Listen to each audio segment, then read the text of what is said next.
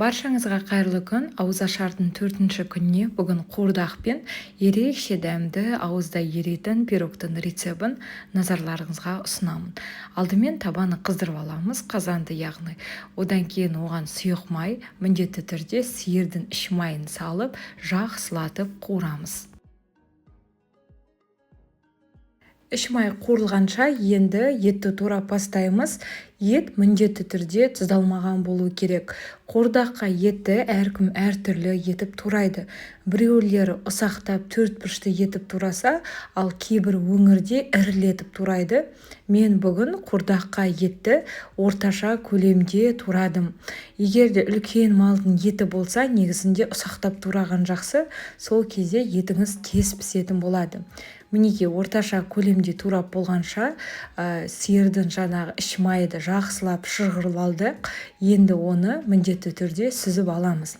Енді осы майға дайын болған туралған етті саламыз.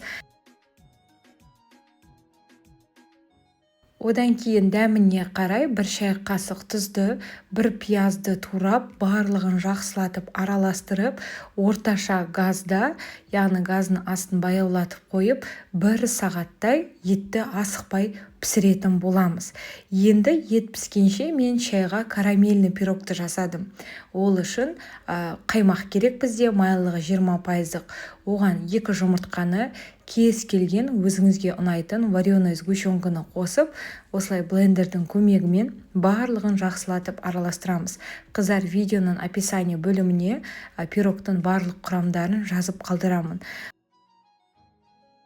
Пирогтың салмасы сұйық болмау үшін міндетті түрде жүгері крахмалынан қосамыз. Егерде үйіңізде жүгері крахмалы болмаса, оның орнына ұнды да салсаңыздар болады. Барлығын жақсылатып араластырып, қамырға құйып, 180 градуста қыздырып тұрған пеште 35-40 минут пісіріп алатын боламыз. Мінеке оған дейін 1 сағаттай өтті. Негізінде қыздар, картопты қоспасаңыздар да болады. Бірақ та мен балалар жейтін болғандықтан сәл картопты да қосуды жөн көрдім. Картоптан саламыз, дәміне қарай қайтадан тұзын салып, барлығын араластырып, баяу отта бір 15-20 минут картошка піскенше тағы да пісіретін боламыз. Сонымен қатар достар, менің YouTube каналыма да тіркелуді ұмытпаймыз. Аптасына 3 рет каналымда жаңа рецептер шығып отырады. Ал қазір Рамазан айының кезінде мен күнделікті осындай неше түрлі жасалу жолы оңай тағамдармен сіздердің назарларыңызға ұсынып отырамын.